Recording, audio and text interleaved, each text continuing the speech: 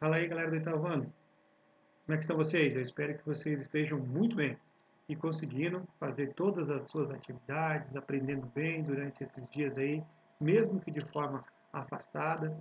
Ainda assim, nós queremos sempre o seu bem e gostaríamos que vocês estivessem compreendendo bem a matéria. Tá bom? Estou aqui à disposição e gostaria que vocês entrassem em contato comigo se for necessário, se tiver qualquer dúvida, para que a gente possa ter um bom aprendizado, mesmo à distância assim. Bom, galera? Muito bem, nós estamos então chegando à terceira semana e eu quero deixar algumas orientações para vocês antes de começar a nossa aula de hoje. As orientações para a nossa semana 3 são essas aí, ó. Anote bem para não esquecer, galera. Veja bem. Primeiro, assistir a videoaula. Assistam a videoaula, mais uma vez eu incentivo, galera. E vocês que estão assistindo, por favor, dá um cutucão nos seus colegas lá que não estão assistindo, tá bom? Pode falar que eu mandei falar para vocês, para eles, tá bom? Então assistam a videoaula. Por que assistir a videoaula? Vai ajudar no seu aprendizado em primeiro lugar, certo? Isso vai ajudar, vocês sabem disso. Em segundo lugar, porque isso vai facilitar a sua vida na hora de fazer a sua produção acadêmica. Tem gente que não está assistindo. Eu vejo isso não só pelas visualizações no YouTube, mas pela própria fabricação da produção acadêmica. A pessoa vai lá e responde a produção acadêmica de qualquer jeito, vão lá e pegam, e estão fazendo sempre isso, né? Ctrl+C, Ctrl+V, de Wikipédia, de InfoEscola, de Brasil Escola, e isso não está ficando legal. Tá? Não, às vezes não respondem corretamente as perguntas, enquanto na videoaula nós apresentamos já as respostas para vocês. E para vocês que estão assistindo, vocês sabem disso, então dá um cutucãozinho nos seus colegas. Incentivem eles a assistirem essas videoaulas, tá certo, gente? Não é só pelo fato de eu ter mais visualizações lá no YouTube, não, mas pelo fato do seu aprendizado. Ok? Muito bem, continuando.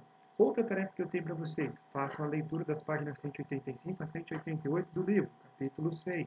Leiam essas páginas.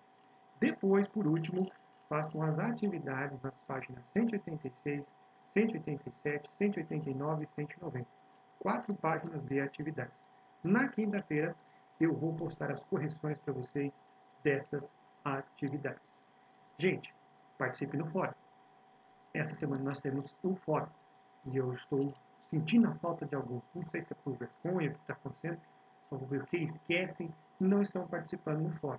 E o fórum, além de dar ajuda para vocês na sua nota, é mais uma parte do seu aprendizado também. Ok, gente? Muito bem. Esses seriam, então, algumas das orientações que eu tenho para vocês nesta semana 3. Vamos, então, falar sobre a nossa aula de hoje. Nossa aula de hoje é falar sobre o processo de independência dos Estados Unidos. Na semana passada, nós falamos de tudo que se é, tudo que aconteceu anteriormente a esse processo, como foi colonizado os Estados Unidos, quais foram as características dessa colonização, lembrando que foram lá em 3 colônias, na parte leste dos Estados Unidos, e agora hoje nós vamos falar sobre como começou esse processo de independência dos Estados Unidos. Aqui nós vamos então falar desse contexto histórico. Galera, por que os colonos estadunidenses começaram a questionar a Inglaterra e buscar pela sua independência? Tem alguns motivos. Esses motivos estão descritos para vocês aí. Ó. Primeiramente, porque os colonos estadunidenses não podiam avançar nas terras indígenas a oeste. Acabei de falar para vocês que a colonização estava sendo feita apenas a leste, na região das 13 colônias. Mas, certamente, os colonos começaram a perceber que existe um território para dentro ali no oeste que pode ser explorado. Só que a Inglaterra diz, não pode. E isso certamente desagradou também aos nossos colonos que já estavam morando ali há algum tempo. Outra coisa foi a elevação dos impostos, outro motivo que desagradou bastante os colonos. Certamente, né, gente?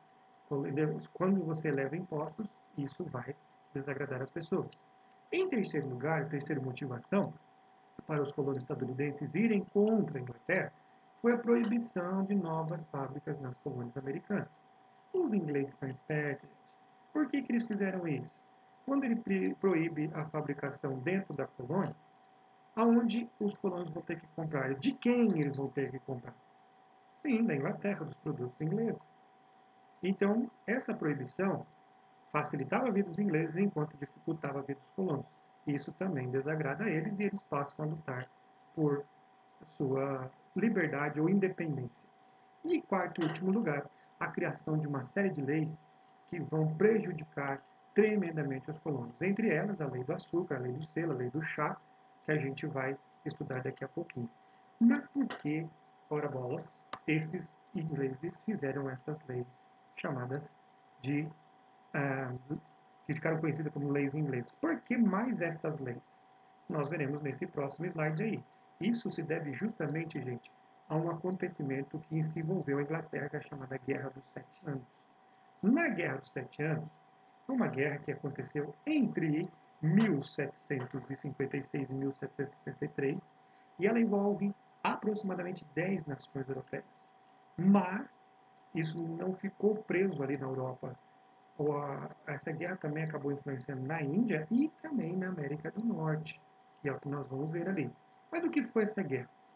Aconteceu o seguinte: Frederico II, da Prússia, a Prússia, onde hoje nós encontramos a região da República Tcheca e parte da Polônia, existia assim um reino chamado Prússia, de fala germânica.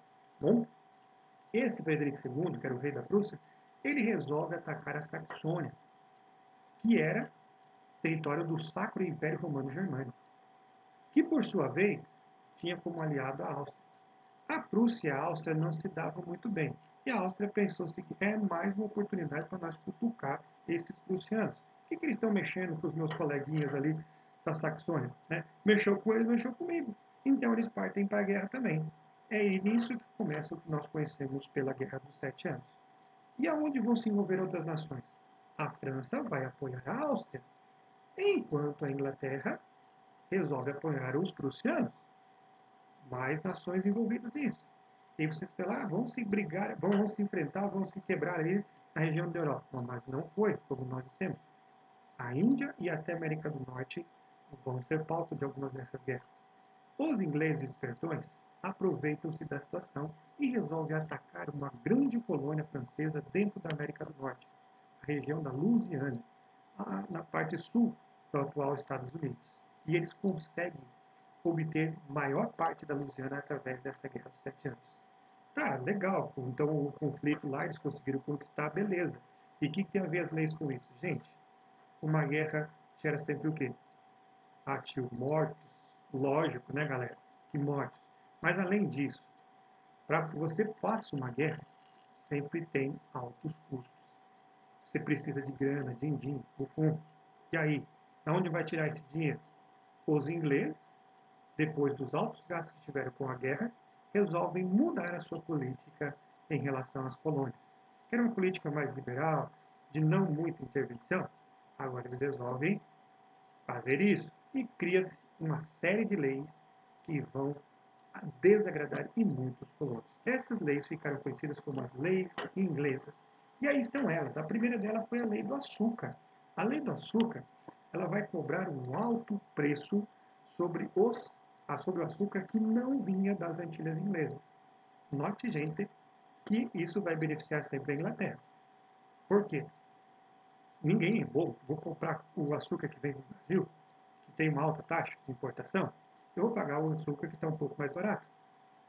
Mas, nesse sentido, quem vai enriquecer cada vez mais é a Inglaterra, porque ela vai receber os impostos vindos desses açúcares que vêm das Antilhas Inglesas. Então, a lei do açúcar desagrada os colonos, que não têm liberdade para comprar o açúcar que ele quiser, então acabam tendo que pagar o preço estabelecido pela Inglaterra. Ok, gente? A segunda lei é a lei do selo. A lei do selo é uma taxa sobre documentos comerciais, jornais, livros, anúncios em gerais que tinham dentro da colônia.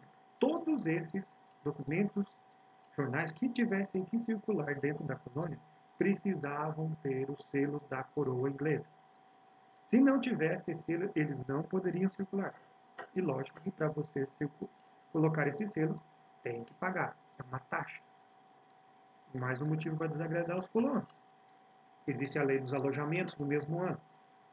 Toda vez que as tropas inglesas estivessem em solo norte-americano, elas deveriam ser recebidas com alojamento e alimentação para todas essas tropas.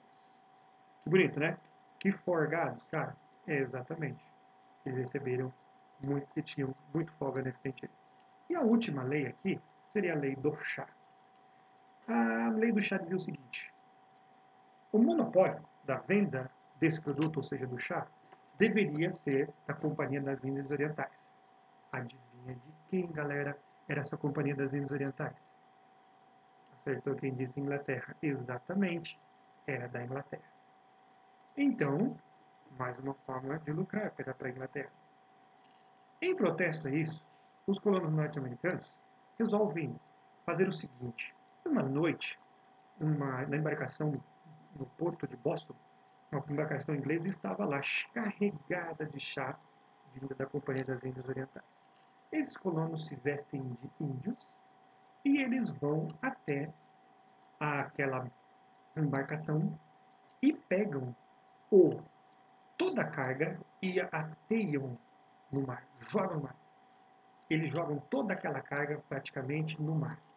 Esse evento ficou conhecido como Tea Party, ou seja, Festa do Chá. Até hoje eles celebram isso em algumas partes dos Estados Unidos. Existe até um grupo mais forte dentre os republicanos, que hoje dominam os Estados Unidos, porque lá é dividido entre republicanos e democratas, né? Os republicanos, um grupo ainda mais forte, é aquele grupo que exige que os Estados Unidos sejam um país unicamente dos Estados Unidos. Eles querem um país só deles. Então, são aqueles que até alertam, atestam justamente a essa época e a época da festa do chá. Essa festa do chá que eles chamam ali, foi esse momento em que eles jogam todo esse chá e perdendo toda aquela carga importante para os ingleses.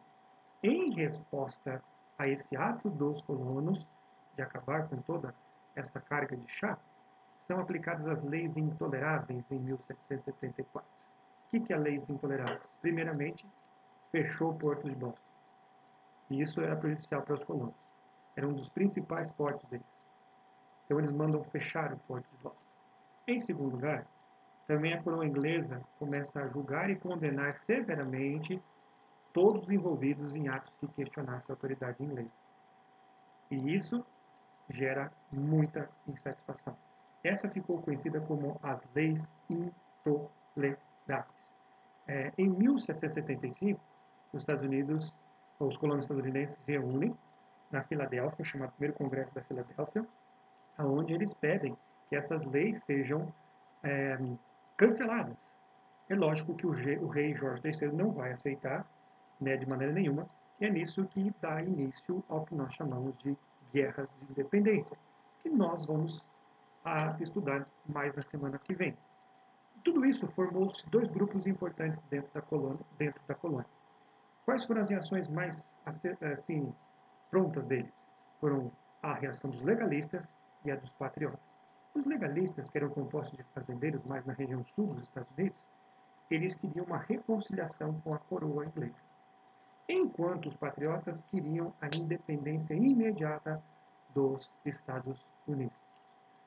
E aí, gente, eles começam a lutar definitivamente pela independência a partir de 1775, quando a falta de um acordo entre os Estados Unidos, entre os colonos estadunidenses e a Inglaterra, eles partem para a guerra a partir de 1775. Porém, essa aula será na semana que vem. E aí nós vamos estudar sobre esse processo de independência. Aí estão as nossas referências bibliográficas. Espero que vocês tenham uma boa semana, galera. Grande abraço para vocês. Até mais.